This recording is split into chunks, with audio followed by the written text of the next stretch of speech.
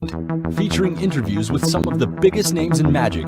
Welcome to the Deceive Reality Podcast with your hosts, David Peace and Steve Spade.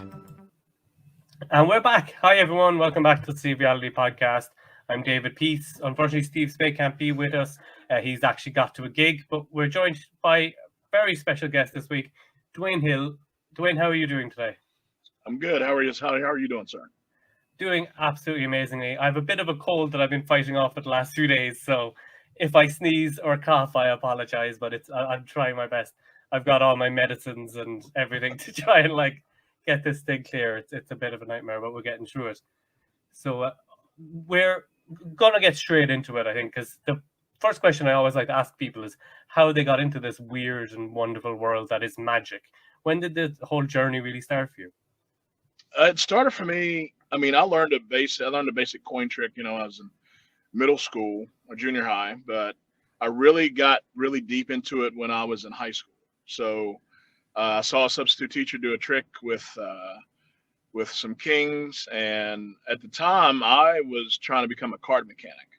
So I started playing a little bit of poker, and I watched him manipulate the kings the way he did. And I said, if he just did that with a regular deck of cards, I need to learn how to do that. So my intention was to become a card mechanic. I wanted to become a actual card cheat. I wanted to, kind of get into games and seem like I was just, a person, but manipulate the outcome of those games is what my intention was. And I took I had a knack for magic. It was the sleights and, the cuts and, false cuts and false shuffles was easy. And it was, my dad kind of got in my face, and I should say my face. He got in my ear, and he said, if you really focus on this, he said, you can do this legit, and you won't have to look over your shoulder who you cheated. And that was some good advice, and it kind of stuck with me. You don't end up with broken hands at that point. Yeah, people are okay. Basically. Yes. So then when you're getting into that, imagine quickly expand from the cards into rope and coins and other classics like that, or how did you find kind of the type of magic that you like to perform? Well, I mean, there were people that were asking me the question of, is the only thing I do is card tricks. And I was starting to get that early, and I said I needed to learn how to do other things. So I knew pretty quick that I wanted to build a show, and somehow I just knew that I wasn't going to be able to really, rock a crowd for 40 or 50 or 60 minutes only doing nothing but card magic. So I knew I had to add other stuff to the show, and that's kind of how it mushroomed. Yeah, definitely. Because I think it's one of the things as magicians, we get obsessed with card tricks. It's like you come up with an idea, and it's like, card trick. How could this be a card trick? It's like, it's our own little obsession that nobody else cares about at all. Basically. Yeah. Because I think it's one of those interesting, because I've been watching some of your videos on YouTube and things like that before the podcast, and comedy seems to be a big part of your act. Has that always been something you've been interested in, and watching comedians growing up and that sort of stuff? Well, the one of the coveted things that I think a lot of magicians do, right, is they start doing magic, and one of the first things they want to do to feel like they're an established magician is they want to get a residency at a restaurant. And the area that I grew up in, we didn't have a lot of options for that. So I was working a summer job. I was still in high school at the time. And as I was working a summer job, the coworker, he knew what I was trying to do. And I was like, I literally had the phone book, and I was trying to pick out what restaurants I could pitch to in the area for me to kind of do some kind of residency. And this coworker of mine, he was in college. He goes, he was like, hey, me and my girlfriend, we had a great time at a comedy club. He goes, you might want to try to pitch to them. And it was so funny that I pitched to several restaurants, and, they said, oh, we'll look at it. Oh, we'll consider it. But nothing ever really landed. And I pitched to the comedy club at the time. I said, hey, let me come in and entertain the people before, your show starts. And the club that I was pitching to, they always had a huge weight of people trying to either get in and get seated, or they would get backlogged when it came to food. He bought it. I pitched it. I didn't even know what to charge. I mean, I lied about my age, because I was 18 at the time when I would start working this club, right? And he thought I was legal enough to be there, and I wasn't. But I was working this comedy club, and he says, he goes, how much you want a night? And I don't know how much of the older magic community remembers, but you remember a lot of the talk's been recently about the VHS box tapes, right? Yeah. The old 3 VHS that would come in a set. So I remember thinking I wanted to make enough money that I could buy a set of those a week. So I looked at him and I said, $50 a night. He goes, okay, yeah, that's fine.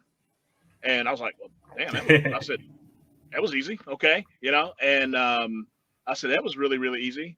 And I started working. So I would start working where I was making $50 on Friday, $50 on Saturday. Nice. Yeah. Yeah, it's a nice start to get into it, because it is that regular work, I think, where magicians can really struggle, especially when you're starting out, to try and like get your material the way you want it, and to really just work through it and that sort of stuff. Yeah, exactly. So, I mean, I know that that's a big thing that a lot of magicians want. They want to have that. And that was became my obsession a while ago, about trying to figure out, how I could get more predictability in my calendar. And I mean, Yeah. and I say it was an obsession because I thought about it all the time. I hated not knowing, is my calendar solid? Am I going to make bill money this particular month? And I learned, and could be a piece of advice for any other magician out there. I see them in the groups all the time. They're, oh, I want to approach this restaurant. You need to really think that through, because what happened to me when I was working at a comedy club, I was a house magician at a comedy club for almost 7 years, and I was there working, Friday, Saturday. Towards the end of that, as my popularity grew to me doing close-up stuff, and people want to start booking me for shows, I started getting in this habit where every so often I would have to go to them and say, hey, I can't be here this particular weekend. Hey, I can't be here this particular weekend. Hey, I can't be here, So I would caution any magician out there that's thinking about getting a kind of residency, particularly if they're trying to get at a restaurant that could give them the shows, the corporate shows, or the bigger clients.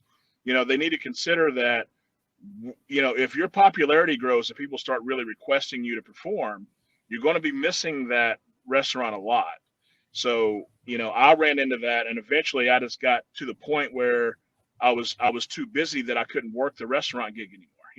I mean, towards the end of my residency, when I was working at the comedy club, I don't care to tell you, I was making $75 a night. So I was making $150 a week, and I was working it from 7 p.m. and I stopped at 8:30 p.m. So the shows usually started the intro about 8:45. So, I was working for 90 minutes. I mean, it was good. I liked it. It was cool.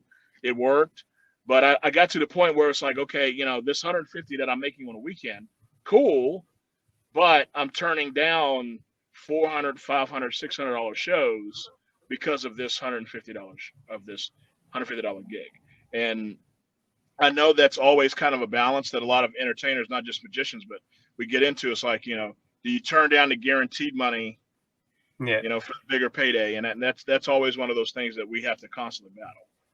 I always think if you're trying to find like a residency, it's good to try and find it like on an off-peak day. So I used to go to comedy clubs and stuff like that as well, but it would all be like a Tuesday or a Thursday night. The comedy clubs that have the special nights or variety acts on those sort of nights. I always thought it worked really well, because when are you going to get like a Thursday booking or like a Tuesday booking? They're rarities, but those Friday, Saturday nights are really when that's when you get for us, weddings are a big thing. They're not that as big in America, but corporate events, birthday parties, all that sort of stuff is that Friday, Saturday night is when you really need to be available for people.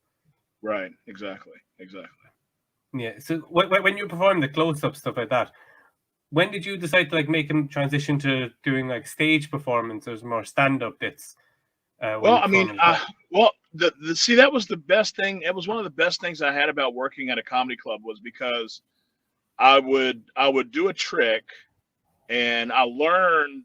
And I tell this story a lot, that there was a particular comedian, his name is, and he's one of the raunchiest, and I need to look him up. I mean, every 2 years there's a rumor that he died. Okay. But the last time I talked to him, he was very much alive, but his name is the Fat Doctor, and he is like triple X rated. Okay. And, Doc took me to the side. He saw what I was trying to do. And I said, hey man, I want to create a show that I can make people laugh, but I can still also amaze them with magic. And he sat me down and he says, well, number one, he goes, if you do it, you need to do it clean. He said, if you do it clean, you don't have to. And I mean, ironically, who is this coming from, right? This is coming from one of the dirty. I mean, he is just triple X rated, right? So Doc is like, do it clean first. He goes, and number two, he goes, the only way you're going to get funny is you're going to get funny on the road. He goes, so you got to get out on a comedy. He said, you actually need to get in comedy clubs, go up and actually work the road and actually work the road. He goes, that's the only way it's really, really, really going to work for you to be funny. He goes, there's a lot of magicians that say they're comedy magicians. And he goes, they're doing one-liners and they're really not that funny. He goes, the only way you're going to get funny is to do that. So in between, I could convince comedy clubs to book me because I was a magician. I was like everybody else. Hey, I'm a magician. Let me do your comedy club. And a lot of comedy bookers at the time, they didn't want that. They're like, hey, man, you're not funny. I'm not going to put you on stage. So as I would float table to table, I would try to write jokes for the tricks that I was doing to see, as they say, where the beats are, where are the comedy beats, where are the laughs, where are the jokes, where can I make this funny? And that's really how I was able to test out quite a bit of material. And as I would do that, I would then introduce it into my stand-up show. Yeah. So, I mean, just like anybody else, for a long time, I just had a regular, stand-up magic show. And then I have a standard before I add something new or I do something even in close-up. I ask myself, the first question I ask myself is when I see the trick is it funny? And if it's not funny, I got to find the jokes. Where's the funny in it? Is it funny here? Is it not? And if it doesn't pass that comedy test, I don't add it to my act. So, it's got to pass that comedy test. And I learned that in a comedy club. I would float table to table and I would, and I mean, if you think about how that would work, I would work a table for 2 or 3 minutes and I would try one joke and see, okay, did that work? Did I get the laughs or whatever? Then I would go to another table. I would do another one. And I kept doing it. I mean, I was able to do that for 6 or 7 years in between me working comedy clubs when I was fortunate enough for them to allow me to work a comedy club. Yeah. It's an interesting experience. I always find at the comedy clubs, there is that image of the magician because there's so many comedy magicians who don't do good magic and aren't that funny. And they're using like lines from 50 years ago that weren't funny 50 years ago. And that image is still there for the comedy magician, especially in the comedy circles. So it is interesting to try and break that down. And I think being around comedians as well, you really can focus on your act because when you're in a nightclub or a comedy club every week, you see the same comedians doing the same jokes and maybe they're tweaking one word or just emphasizing a word a little bit. And it's something that magicians can sometimes get too focused on the tricks and not on the performance. Exactly. And I think the comedians really help you with that. Did you find just watching them that improved you? Yeah, I mean, I was in a great comedy club because I saw a lot of fantastic comedians really come through. And I would, when I was able to talk to them off stage and say, how did that work? And, I would be able to pick their brain. And a lot of them were very cool. They would talk to you and say, you do this, you do that. But they all kept telling me the same thing. They were like, look, you really need to get out on the road and you've got to work the road. If you don't work the road, you're not going to get the funny that you want to get.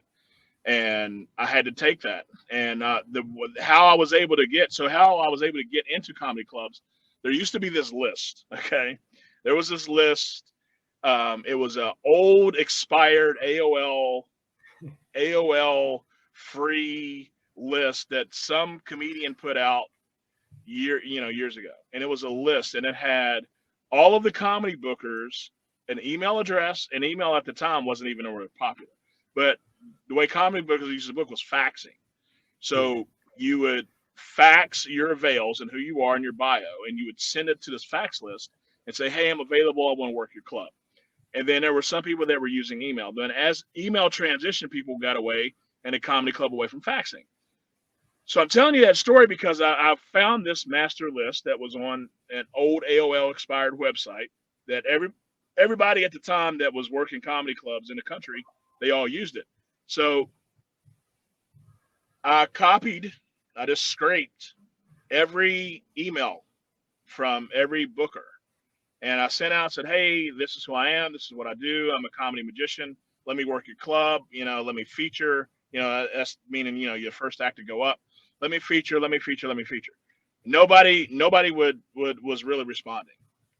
And I continued to build my act because I was still booking smaller shows for companies, and I was still testing out material, and I was still getting some of the jokes, but my timing wasn't quite there. And I understood why they were telling me, hey, you really got to beat the stage on the road.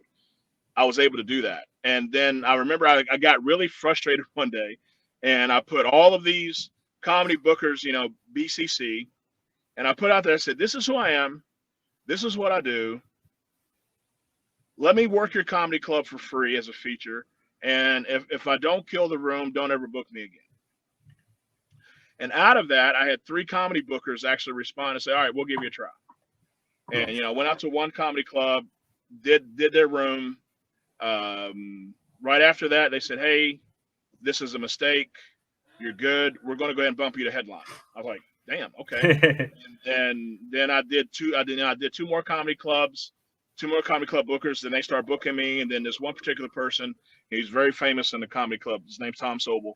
And Sobel started booking me not to only do his clubs, but he started booking me to do his corporate work. So he was a comedy booker that would book for companies. He would say, hey, Dewayne, are you open? I want to book you for this, because I was clean. So I took the fat doctor's advice and I went clean. But that's how I was able to get my real comedy start. And then as I start working so much, other comedy bookers were insulted that I didn't reach out to them. It's like, well, he's not, and they started getting like, hey, who is this guy? He's not pitching me, They're used to being pitched. I didn't have to pitch him because I got my calendar so full with corporate stuff and with some of the bigger comedy clubs. I didn't have to book those smaller clubs. So then they start reaching out to me and said, hey, are you open this week? Come and work the room or whatever.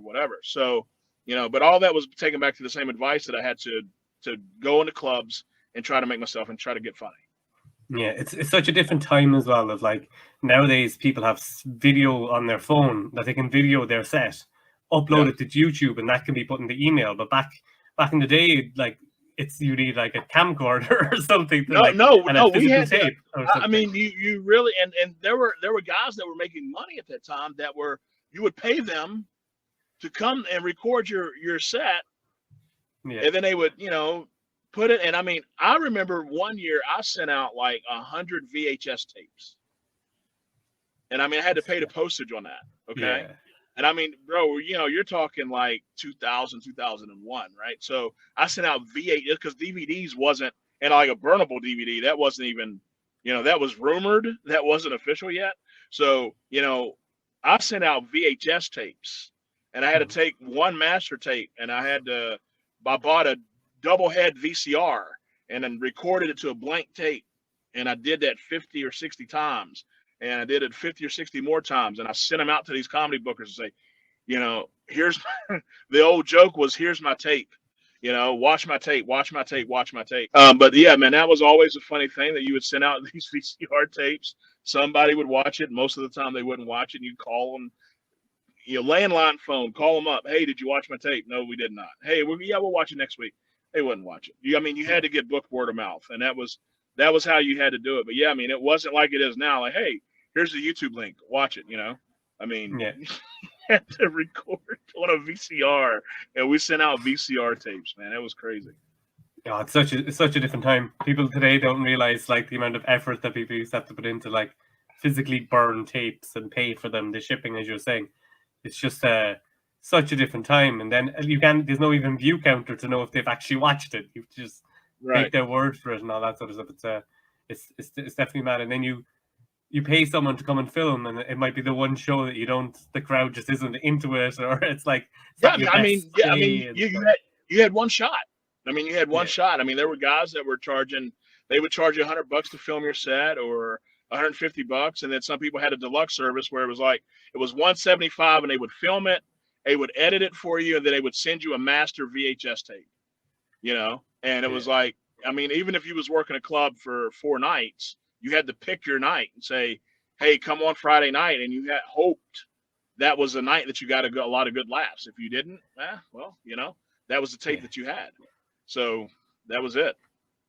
It's crazy to think about how like difficult things were to actually be able to see people like yourself and others actually make it and like get some level of success going through all that. And it shows that the hard work really does pay off in the end when you like put yourself out there. And as you're saying, the like offering yourself for free and like really backing yourself by being, if I'm bad, never book me again. It's like Right. it really shows that you have confidence in yourself and that people end up taking you more seriously when you act like that. Yeah, I mean, people when you're out there pitching, you got to think about what else can you say. You know, that's an exercise that I do a lot, whether it be a new idea or a new piece of marketing or something like that. I always ask myself, and I always say, and what else? And what else? And what else? Because, me pitching myself, say, hey, I'm a comedy magician. I want to work your club. It's like, okay, well, get in line, right? So, all these people are sending this stuff to the comedy book. I was like, I had to think of something else. And I said, okay, how hard am I willing to go? And I said, okay, well, this is what I'm willing to do. I sent it out to that list of bookers. I said, don't pay. I'm not asking you to pay for my travel. I said, you ain't got to pay for my hotel. Let me work your room. If I don't kill, don't ever book me again. I said, you have no risk. That was the way I had to put it to them. I said, you have no risk. And out of the 60 or so I emailed, 3 people wrote me back and said, yeah, okay, we'll give you a shot and we'll see what you can do. And, one got one offer. It was in Omaha, Nebraska. And I went to Omaha. It paid enough for my flight. They put me up. That was part of the pay. They paid for my flight. And I ended up making like $300 on the week, but I worked the room for 4 nights. And at the end of that stretch, that was with the group that said, hey, we're going to go ahead and move you up and we're going to have you start doing some of our headliner work. And it was like that, but it took me to say that to them to say, okay, that's a different pitch we haven't heard, So it goes back to that. And what else? It's like everybody else is like, hey, I'm a this and that, book me. I said, hey, look, you ain't got no risk. You ain't going to pay me anything. Don't pay for my travel. I'll figure it out. Just give me a shot. Let me get on stage. And if I don't rock it, don't ever book me. That was how I was able to do it. It's great advice to really. It shows backing yourself is really what's important there, and like spending the money. Spending the money to actually do the travel. That like if you're not getting paid, you still need to get there and like just try because the next time you could, and it'll pay itself back as long as you deliver on the day. That's the important thing then, as it goes. And then when you're doing the corporate events from there, is your material pretty much the same in corporate versus the comedy club, or do you try to tweak things a bit, or like from the magic or even like the comedy point of view, would you maybe be a bit more risky, even clean in the comedy club compared to corporate? Oh yeah, so if I were to work, a comedy club now, there's a lot of jokes that I don't do when I'm doing corporate. Like I'm doing a corporate thing tonight. I'm in Miami. I'm doing this corporate thing tonight. So when I get on stage, and I learned this from a very seasoned comedian, he goes, you got to throw out your litmus test. He goes, if you don't know your audience, you need to know what line you're going to kind of push. If you're going to push it really hard, you need to know where they are with that. If you're not going to push it as hard, you need to know where they are with that too. So when I get on stage, my first 3 jokes right out of the gate, I'm gauging my audience, right? So so for me, I got 3 levels. I got Disney, what I call Disney G-rated, right? So there's nothing. The laughs are still there, but they're not as intense. And then I've got PG, a little, I can kind of. Then I've got my PG harder set that I could do in a comedy club. And when I throw that out, and I normally will go that if I have specific instructions, because I'm still clean. I'm still by, every comedy club standard considered to be a G-rated act. Even my PG hard is considered to be a G-rated act because I don't curse. I don't, I don't blatantly, I don't have a lot of sex jokes. I don't have political jokes. I don't do any of that stuff. So by comedy club standards, I'm still G-rated, right? But I've done, it's particularly here recently, and, since the pandemic have subsided, I've went into comedy clubs and these younger executives that are a little more edgy, the guys that are coming wearing, the skateboard T-shirt and the jeans and and they're a C-level executive. They're, CEO or a CFO. They'll come in and say, hey man, hey, do whatever you want. Some people call and say, hey, can you go R? Can you go R rated? It's like, I never built a show to do that. So when I get that, that's when I'll kind of do more of my harder comedy club set, because I know that they're, that I can get away with it with that audience. But I'll do my litmus test. I want to know immediately is like, am I Disney G or am I kind of PG? you know.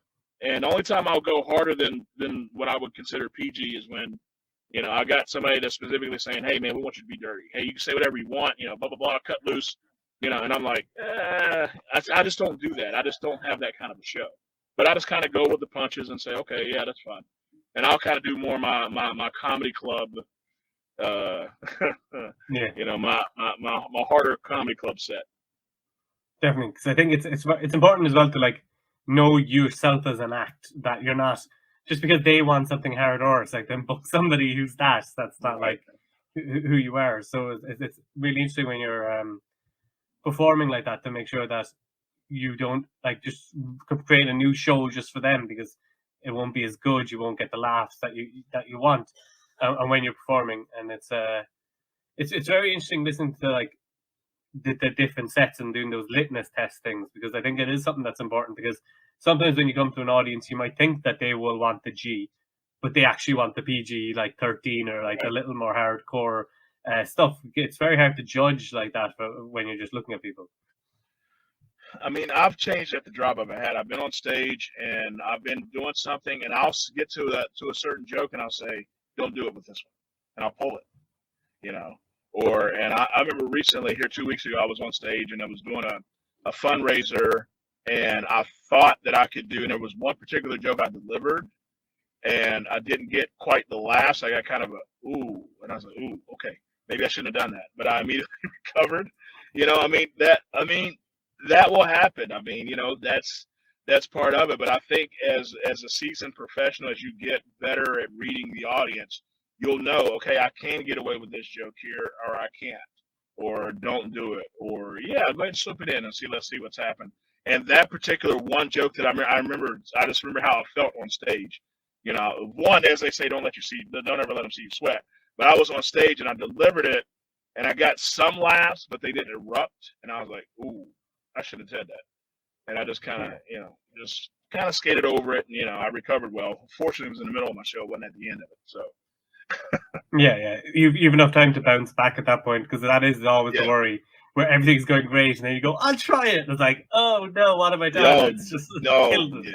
Yes, for sure. Oh, yeah, it's definitely one of those worries and stuff. And I was watching a video of you on, I think it was some morning show in America. And you're talking about doing magic for like inspiration and helping kids like feel more confident to go get it, like anti-bullying, that type of stuff. Where did that really evolve for you as like something you wanted to add into performances? So before I became a full-time magician, I worked in the school system, and when I moved to where I live now, I was what I was considered to be a professional sub.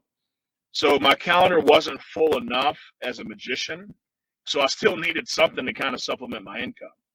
So I was a professional sub, and what that gave me the opportunity to, if I had to book shows or something, I'd just call the school now or call the district and say, hey, I can't work today as a sub. And I didn't work. But if I didn't have any work as a magician, I was still able to go somewhere and still able to make money. As I was doing that, I noticed that this bullying thing was becoming bigger than what it used to be. You know, growing up, for a lot of us, it was this, you kind of occasionally got picked on, and maybe you got a nasty nickname that you didn't like. But it felt like it was transforming into more. And when I have my corporate show that I do, and I started creating a show that I could take to school systems, and I wanted to have an impact on students. I mean, that was part of the draw to become a teacher, right? Is you want to impact a lot of students, and a lot of teachers, the parents never hear this. People don't know this, but teachers will sit in the teacher's lounge, and very often they will say, if we can reach one student this year, we've done our job. And I always thought that was I don't say it was a low standard, but it was like, I mean, you're rocking like 200 kids in a day. You only want to reach one. I was like, I'd like to do a little bit more than that. So, I was able to add another element to outside of the corporate work, which was I created a show talking about bullying and my experience growing up, being laughed at, picked on for a variety of reasons, whatever it was, but translating that and say, okay, I had these kids' attention with a magic trick. Let me slip in a message. And then I was able to take that, and I'm able to take that to schools and say, look, this is the program. This is what we can do. I have the magic tricks talking about, this and that, how to respect each other, respect yourself, respect the staff. And, the platform that I always say is that, if we have respect for each other, bullying doesn't happen. Bullying happens when you have lack of respect. So that's where that came from. And I saw it firsthand as a being, behind the desk and seeing these kids, then it transformed into tech bullying, with cell phones and social media and things like that. So, when I'm able to go into the school system and I'm able to talk about respecting yourself, respecting whoever you're with, that's what it is. And I use magic to get their attention, but I get their attention long enough to try to slip in that message. Definitely. I think it's really good because bullying something I experienced a lot when I was a kid. But at least for me, it was pre-internet, real age, social media. So at least when school was over, it was over. It wasn't like that they could be posting on my Facebook wall or Twitter or Instagram, whatever it was.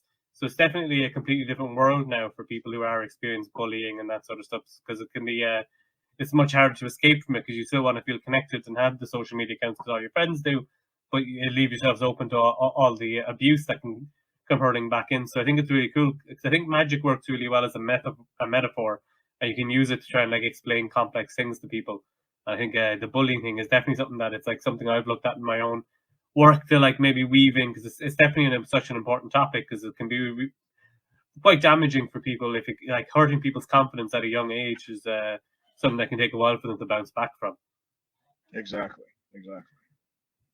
So from the whole performance stuff, I've seen some clips of you performing in some churches in America and stuff like that. What is for churches that just Roman Catholic, Vatican? You're not allowed to play anything that isn't approved by the Pope, and the magic in the churches wouldn't happen. How those shows and stuff? Yeah, that's a funny thing. I said this on another podcast. I mean, I had a lot of conflict for a long time, even marketing to a church, right? Because, there's this thing, and I had a conversation with a minister about this. Is there's this story of Jesus. These people were basically turned the church lobby into a flea market. He overturned tables and, blah, blah, blah. And, this is a house of worship and not a house of, as he said, trade expediters. So I was struggling with trying to figure out how I could do that and not feel like I was exploiting and, making money from the church. And I didn't know how to do that. I really didn't. And I talked to him and he looked at me and he goes, I'm a minister. And I go, okay. He goes, they pay me. I said, okay, good point. And he was like, so why wouldn't they pay you? And I said, okay. So then this is the thing I was talking about in another podcast about tracking. I start tracking everything that I do when it comes to my marketing, how I book shows, where the show came from. I track, there's a lot of things that I track. And one year when I was tracking, I took at the end of the year, January, I would always set my new goals, right? So I sorted my list, top paying shows to the least paying shows. And I remember that particular year, my top 4 paying shows were all from the church. I was like, wait, what? And I was like, okay, well, so there are some people that I try to present it in a way of I'm not doing magic. This is entertainment. This is entertainment. I'm using this as an entertainment tool. I'm not telling you I got powers.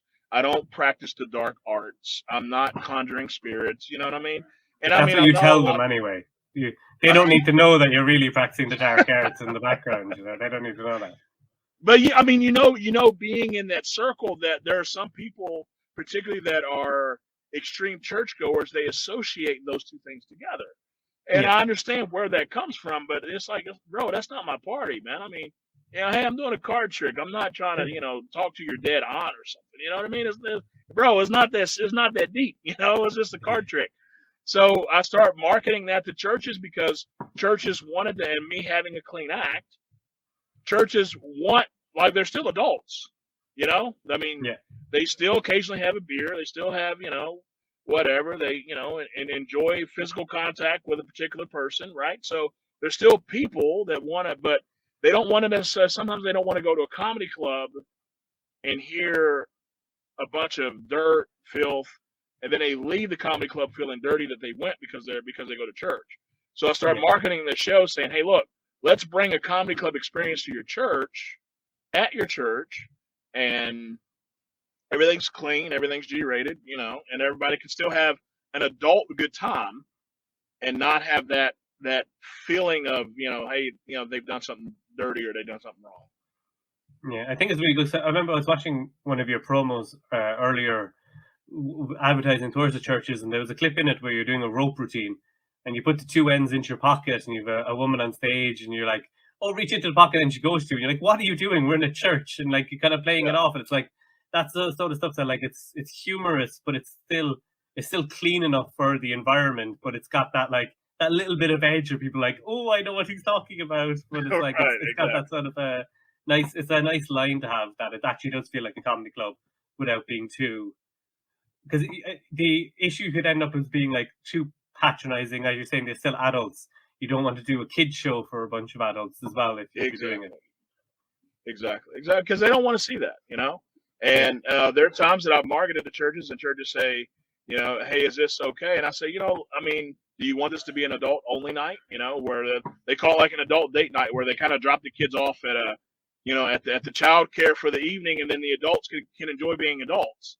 And when that happens, I go in, I do like a PG show at a church, but it's still clean, that I'm not doing anything that's dirty. It's not raunchy. It's not sexual. It's not political. It's not polarizing. I just don't have, I built a show that I don't have to do that, Yeah. So it still gives the adults an outlet that they can laugh, and they don't have to worry about explaining something to, a 7-year-old as to what did that mean? They can have that freedom of just enjoying the show. Yeah, I think the environment can be really set up because a lot of those like American churches and stuff, like they have the quite big places, they have big congregations, so you're getting a nice size audience. You're going to be on a raised platform. The church is built so everybody can see. So it's kind of it's a theater. It's perfect. I could tell you, man. Some of the best AV I've ever had has been in, like, the phrase in the States is they call them mega churches. And these are the churches that have, like, on a Sunday, they'll have 3 services to accommodate the amount of people. And it's funny that I'll get there, and I've done corporate shows, and you got sound, you got a mic. Okay, cool. It's enough to get you through. But I've been in some of the church halls, and they have like top grade professional sound, lights. They got an AV board. They got a sound tech. They got somebody working lights. They got somebody working sound. They got somebody working camera. And it's like, wow, this is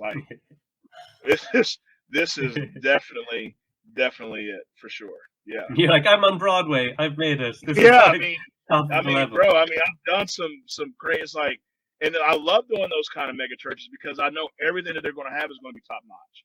And they even have, like, what they even do for their ministers. They have a green room. They'll have like a room set up with a couch and a refrigerator, and they have refreshments back there. And it's like, really? Okay, cool. And you're going to pay me to do this? Okay, yeah, I'll take it. That's fine. I'll do that. Need to get some of them in Ireland. It'd be quite handy. Rather than a building that was built 300 years ago that's still freezing and has no heating. So it's, I want to come to Ireland, man. I want to rock a stage in Ireland. I want to come to the UK. I want to come to Ireland. I want to go to Scotland. I want to rock some stages over there. I'm working out some marketing, trying to figure that out. Absolutely, definitely, it'll be worth coming over because it's especially the comedy scene. There's so many comedy clubs in Ireland. There's small comedy clubs, like there's few I go to, which like 60 people is too many people in the room, and it's like they've open mic nights and things like that. It's like where people go to begin with, and then they've got connections to the bigger comedy clubs that people can go to and stuff. So it's quite a good comedy scene. There was anyway before COVID hit, so it kind of like killed everything. But I have seen it starting to come back. So I think it's it's definitely a vibrant thing. It's comedy is huge here, and there are a few comedy magicians who go to the venues and stuff like that. So there is definitely a market for it over here anyway, and getting out and performing. So I think it's one of those things that it is rare to get the person, as I was saying earlier, good comedy, good magic. It's like to get that. And you were talking about how you like decide on a joke quality to get interact. From like a magic point of view, what does a trick need to be for you for you to like actually think about inserting and interact? And do you add new stuff that much? I do add new stuff. I do have kind of a system. So I look at the trick and I say, okay, cool. I think a lot of magicians need to ask themselves, are they doing a trick because it's a great trick? Are they doing the trick because they like the trick? Yeah. And at first for me, just like any other magician by default, it's like, oh, I like that, right? And I'll start. But as if I like this, so for me, I pick a trick and it's like, okay, do I like it? I like the trick. But then when I look at it, I look at the structure of the trick and I say, okay, for me, my standard is it funny? Where are my jokes? Do I have any jokes there? Yes or no? Okay, cool. Then after I do, if it passes those two tests, I take it out. If it doesn't get the laughs that I want, if it doesn't get the reaction I want, I cut it. And I'm very unemotional about it. So, I mean, I'll take a trick out. I'll do a trick about 5 or 6 times. And if it doesn't get the reaction I want, I cut it. And I don't look back. So there's a lot of stuff in his head that, I mean, I know, quite a number of close-up stuff. And I mean, if you go to my YouTube page, you're not going to see me doing a bunch of, knuckle busting stuff because, 99.9% of the time I'm performing for lay audiences, right? So they don't know what that stuff is anyway. They don't know about an Elmsley count. They don't know about, diagonal shift. They don't know about that stuff. So why would they appreciate me doing it, right? Yeah. So I don't, but it doesn't mean I don't know how to do it. I just don't do it because I don't have a need to do it for lay audiences. They want to see a good magic trick. So 1, do I like it? 2, is it funny? 3, does it get the reaction? If I don't hit on all 3 of those, I don't put it in my show. And I mean, I've seen a lot of cool stuff out there that's great, and there's a lot of magicians do some cool stuff, and it's like, yeah, that's cool, but is it funny? Yeah. Does it involve the audience? And is it getting the reaction I want? Those 3 things. If those three things don't hit, I don't do it. I cut it. It's gone. Boom. Like I love performing McDonald's Aces. Great routine. It cool, but it doesn't punch the audience in the face. Not to the point that where it's like, okay, and then it's like, okay, and then I've done it, it's like, well, where's it funny? And it doesn't get the laughs from me. So if it doesn't get the laughs, it doesn't punch him in the face, I don't do it. I like it. It's separating your hobby from your job. Because like as a hobby, it's like, ooh, diagonal palm shift. I know all these like empty counts. I could do them, but then when you go professionally, it's like whatever gets the biggest impact is what goes in, and that's it. Right. Yeah. Exactly. It's like if it doesn't get the reaction, it doesn't get the laughs, it doesn't get the shock value. I just don't do it. I mean, I just don't have a need for it. So I mean, a lot of magicians laugh at me because of this phrase I always talk about rocking the stage. If I'm not rocking that crowd at the level that I have to do, I'm not going to book any more shows. Right? So, your last show is your best advertisement for your next show. Right? So if that audience is there and I don't rock that audience, man, I mean, like, yeah, I don't want an audience to walk away and say, yeah, we saw a magician. Yeah, he was cool. I don't want that. Yeah. I don't book shows. No, it's all word of mouth. Especially, I think there's a difference between someone who's doing it as like their full-time wage, where it's like, I need this gig to go well so I can get a next gig to go well, and so on, so I can pay my bills. So it's like it's a lot of pressure on every performance. Right. I mean, that's a different pressure. One thing, if any magicians that's watching this, particularly younger magicians, newer magicians, I want to say this phrase. I hope this hits home to anybody watching this. The effects you do not book shows. And so many magicians are so interested in what tricks am I doing? What tricks did Dewayne do? What does he do? What's he doing on stage? Bro, it don't matter because the tricks you do don't book you shows. I think a lot of magicians equate that this particular trick is a great trick and this particular trick is a great trick. And they got 3 great tricks. So therefore, that's a great magician that will be booked a lot. Well, guess what? It don't work that way. No one No corporate person has ever reached out to me, talk about my price, and at the end of my price say, what effects do you do? No one. Right? So I think a lot of magicians are caught up on, I see them in these groups posting, hey, I got a show. These are effects I'm going to do. Therefore, they think that's going to equate to a good show. And in the real world, unless you're performing for a group of magicians, it just doesn't work that way. It's something I've said before, is like at the end of a gig, if someone asks me about an effect I've done, I'm disappointed. If they ask me about myself, I'm like, okay, I've crossed. They actually are interested in me rather than just like these puzzles that I've like displayed for them as I was performing. I think it's we got to get that balance right, that it's you they're booking. Otherwise, it's the thing as well to try to make it that we don't need a magician. We need Dewayne Hill. We need David Peace. We need that's what you want when someone's booking you. Otherwise, your prices becomes more of a factor as well, because if you're just a magician, you're competing with other magicians. You're not somebody that they want this person specifically. You're 1,000%. When people call me and they say, we want you, believe it or not, most of the time they don't question my price. Yeah. Right? And when I get that call, when I get that occasional call or I get that occasional email and they say, hey, we have this going on. We need a magician. What do you charge? If that's the flow of the conversation, I'm at a point now where my calendar's so full that I don't even entertain it. I say, look, I'm not your guy because, you're shopping for a price. These three guys are probably in your price range. I'm not that guy, because at that point, if they are shopping for a price, it doesn't matter what you say to them. Right. I mean, they're just looking for a price. They're looking at a magician like a screwdriver. Hey, I just need a screwdriver right now. I don't necessarily need, a power bolt craftsman. I just need a screwdriver. So, they don't know the difference between a guy that's charging $300, $400, or a guy that's charging, $3,000. They don't know the difference. They just hear my price. I tell them, $2,000, $3,000, $4,000. They go, oh, holy hell, no. They're looking, they're it's looking not for $75 anymore. Yeah, moved on from $75. I mean, they're looking for a $300 cat. I'm not that cat. I'm not a $300 magician. Yeah. So don't call me for that. Definitely. And if you call me for that, I'm gonna help you out find somebody, but I'm not that dude. I think it's interesting as well. Like when you're doing gigs, I always find when I do a gig for someone, I'm like, oh, I'll do them a favor. They really need it. I'll do it for cheap.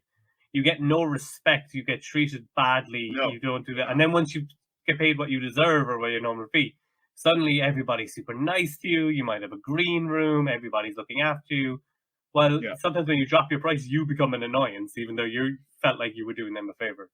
Right. I mean, I've referred to it before as like the flea market feeling, right? Yeah. I'm assuming y'all have flea markets in Ireland, right? Yeah. So here in the market, Merchant Square flea market or something like that. You walk up to one of these kind of little shiesty kind of merchants and say, hey, how much is that right there? And they go, oh, for you, my friend, I like you. You can have it for $6. And you kind of wait and you think, and they say, okay, all right, $4, you take it. And you give them the $4, and then you walk away and you think, damn, I could have probably got that for $3. Yeah. Right? And then you look at what you got. Yeah, it temporarily felt good, but you kind of felt like you got almost, even though you got it for the price you wanted, you kind of felt like you got cheated, right? Because it's like, was that price the real price? And now, which is one of the many reasons why I have a floor on my website when it comes to my pricing. Every piece of promotional material, I have a floor. I tell people up front, before you get on the phone with me, before you send me an email, my floor is this. The minimum we're going to start talking about performing is this. Don't call me for no $400 show. Yeah, I definitely think pricing is such an important factor, because it's just you don't want to be messed around with it, I think, is the real thing.